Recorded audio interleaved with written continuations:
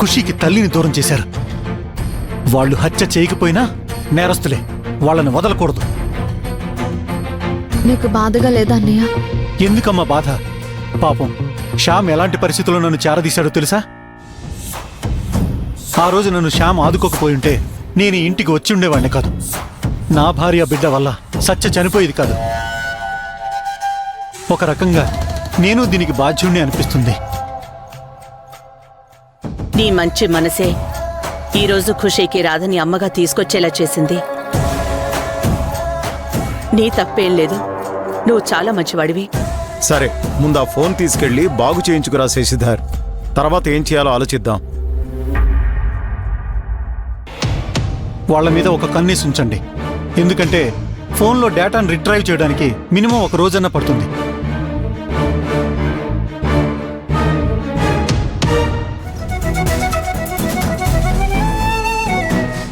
అన్నయ్య మంచి మనసుకి సునంద వాళ్ళకి ఏమీ పొందనలేదు. ఆ సునంద మొదటి నుంచి మోసం చేస్తూనే ఉంది. ఎంతసేపు తన స్వార్థం మాత్రమే చూసుకుంటుంది. దానికోసం ఎదుటి వాళ్ల ప్రాణాలను కూడా లెక్క చేయడం లేదంటే తనకి శిక్ష పడాల్సిందే రాధా. శిక్ష పడకుండా ఎలా ఉంటుంది? పడాల్సిన శిక్ష పడుతుంది.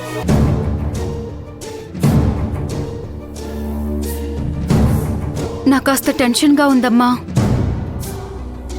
నాన్న మాట అన్న దగ్గర నుంచి ఏమీ అర్థం కావట్లేదు. నాకెందుకో రాధ మీ నాన్నకి అబద్ధం చెప్పి మనల్ని టెన్షన్ పెట్టిందేమో అని అనిపిస్తోంది.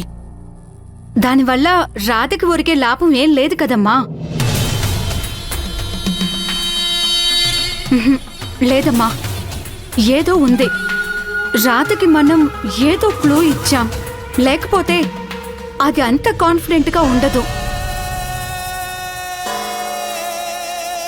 ఏంటి తల్లి కూతుళ్ళు ఇద్దరు కూర్చొని ఏదో గొడుపుటాన్ని చేస్తున్నట్టున్నారు?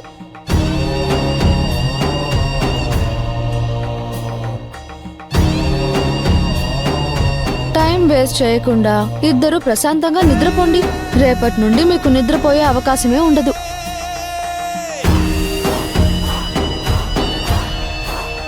అవును, రేపు ఉన్న పళంగా మీరిద్దరూ రోడ్డు మీదకి గంటేయబడితే మీ గతేంటి? మీ ఇద్దరు ఎక్కడికి వెళ్తారు? ఓ పని చేస్తా, ఇంటి ముందు గుడిసేసేస్తా. లేదంటే సెక్యూరిటీ కింద ఉంటారా?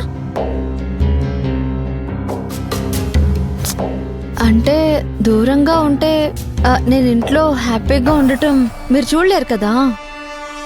ఏంటే ఎక్కువ చేస్తున్నావు? అయ్యో రామా, నేనింకా మొదలు పెట్టనే లేదు వదిన గారు. రేపటికల్లా మీ పాత్రలకి ముగింపు. ఏ ధైర్యంతో ఇలా మాట్లాడుతున్నావు?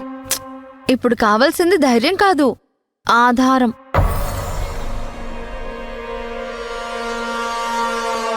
ఆ ఆధారం రేపు వెలుగులోకి వస్తుంది.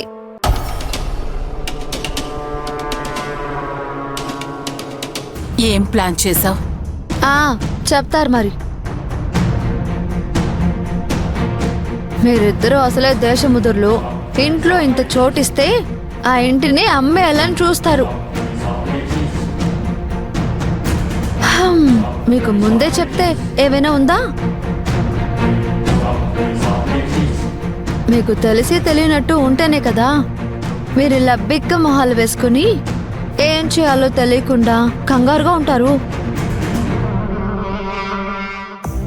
మిమ్మల్ని టెన్షన్ పెట్టించకపోతే నాకు మజా ఎలా వస్తుంది?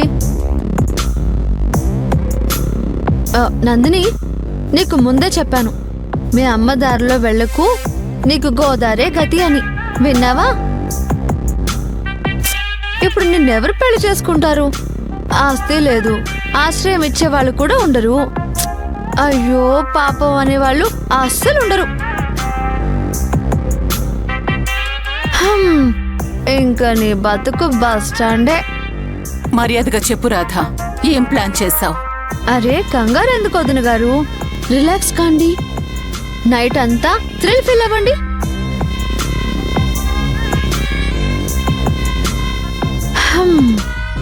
బాగుంటుంది.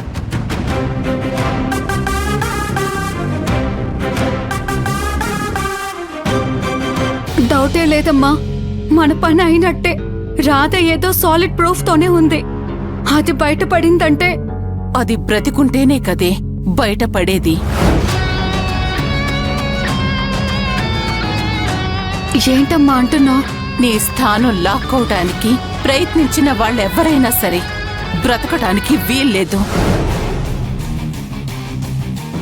అది శ్యామ్కి ఆధారం చూపించే లోపు దాన్ని అడ్రస్ లేకుండా చేద్దాం. రాధని చంపేద్దాం నందిని.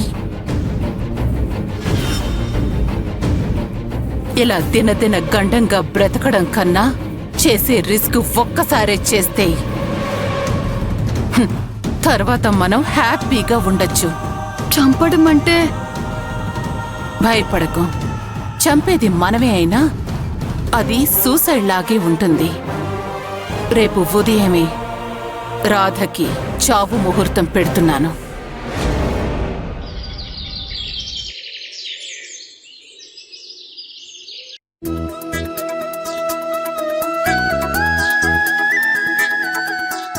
గుడ్ మార్నింగ్ అమ్మా. గుడ్ మార్నింగ్ ఖుషి. ఈ పనులన్నీ నువ్వెందుకు చేస్తున్నావమ్మా? నేనెందుకు చేయకూడదు? మన పనులు మనం చేసుకోవడంలో తప్పు లేదు ఖుషి. పైగా మనసుకి తృప్తిగా ఉంటుంది. అలా అయితే నేను నీకు హెల్ప్ చేస్తాను పద. అక్కర్లేదు.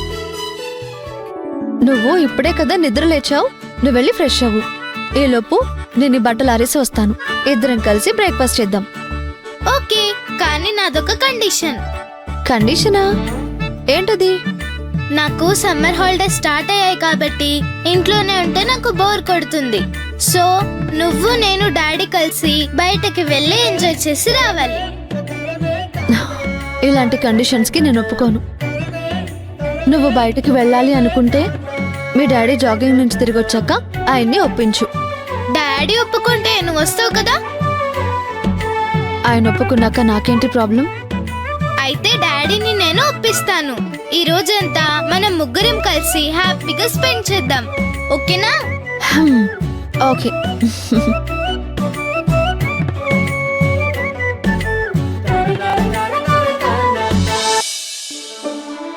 ఇదే మంచి అవకాశం నందు. శ్యామ్ కూడా ఇంట్లో లేడు. వాడు జాగింగ్ నుంచి తిరిగొచ్చే లోపు రాధని తిరిగి రాని లోకలికి పంపించేద్దాం.